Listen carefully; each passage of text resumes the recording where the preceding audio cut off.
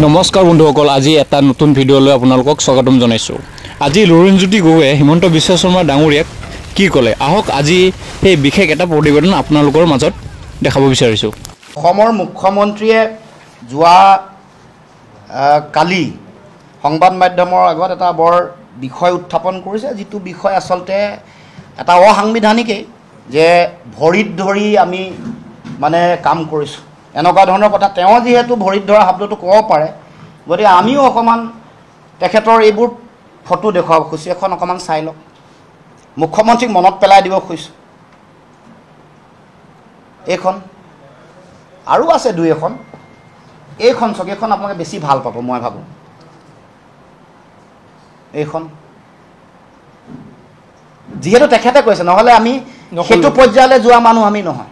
যিহেতু তেখেতে উত্থাপন কৰিছে বিষয়টো, তেখেতৰ মুখত এনেকুৱা অসাংবিধানিক কথা বতৰা আজিকালি আহিয়ে থাকে প্ৰায়।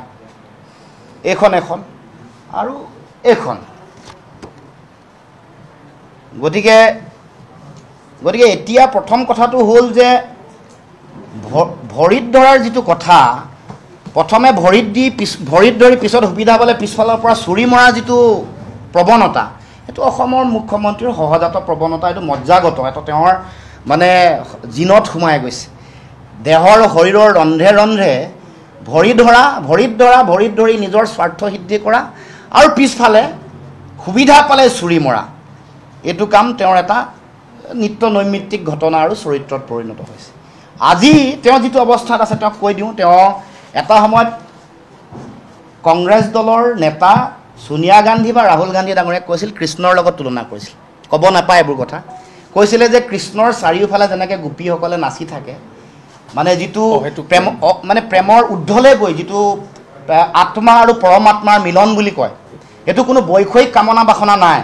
তেনেকৈ কংগ্ৰেছতো ৰাহুল গান্ধীৰ চাৰিওফালে তেওঁলোকে তেনেকৈ ঘূৰি ঘূৰি থাকে আৰু তেওঁলোকৰ প্ৰতি অগাধ প্ৰেম আৰু ভক্তি আছে। মই মনত পেলাই দিছোঁ তেওঁ কোৱা কথা, কোট আনকোট।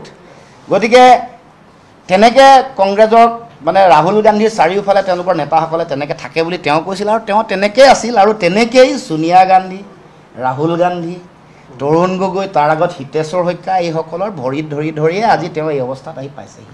তাৰ পাছত অমিত শ্বাহ ডাঙৰীয়া, নৰেন্দ্ৰ মোদী ডাঙৰীয়া, আনকি আমাৰ সভাপতি মনীষ ছুব্বাৰ কথাও কৈছে। মনীষ ছুব্বাৰো বহুত ভৰি ধৰিলে। তাৰপিছতে বিজেপিৰ সভাপতি সিদ্ধাৰ্থ ভট্টাচাৰ্য ডাঙৰীয়া, ৰাম মাধৱ ডাঙৰীয়া, সকলোৰে ভৰিত ধৰি আজি গৈ ইয়াত পাইছে। গতিকে মুখ্যমন্ত্ৰীক সোঁৱৰাই দিব খুজিছোঁ, আপোনাৰ এই ইতিহাস কিন্তু মনত ৰাখিব। আপুনি যোৱাকালি কৈছে মোৰ ছবিখন আপোনাৰ চাবলৈ ভাল নালাগে। মই কৈছোঁ শুনক, আপোনাৰ মোৰ ছবি চাবলৈ এনেও ভাল নালাগিব, কাৰণ আপুনি ভৰিত ধৰিয়েই গোটেই জীৱন পৰিক্ৰমা ৰাজনীতি কৰিছে। মেৰুদণ্ড পোনাই থকা মানুহৰ ছবি দেখিলে আপোনাৰ এনেও লাজোৰ লাগে, দুখো লাগে। গতিকে আপুনি জীৱনত মেৰুদণ্ড পোনাই জীয়াই থাকিবলৈ শিকা নাই, জীয়াই থাকিব নোৱাৰে। মই অসম চিকিৎসা মহাবিদ্যালয় আৰু গুৱাহাটী চিকিৎসা মহাবিদ্যালয়ৰ শৈল যিসকল চিকিৎসক, তেওঁলোকক কৈছোঁ যে অসমৰ মুখ্যমন্ত্ৰীৰ মেৰুদণ্ড আছেনে নাই অকণমান পৰীক্ষা নিৰীক্ষা কৰি চাব।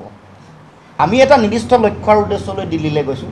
এইটো জাতীয় বিষয়, জাতীয় প্ৰশ্ন, অসম চুক্তি আৰু অসম চুক্তিক লৈ কৰা বিজেপিয়ে প্ৰতাৰণা। গতিকে আমি দিল্লীত এই কথাটো কোৱাৰ প্ৰাসংগিকতা যুক্তি নাই। বাস্তৱিক পৰিৱেশ পৰিস্থিতি অসমত কি কৰোণীয় আছে, কি প্ৰয়োজনীয়তা, ইতিমধ্যে আমি বহুতবাৰ আমাৰ দলীয়ভাৱে কোৱা হৈছে, ৰাজহুৱাভাৱে কৈছোঁ।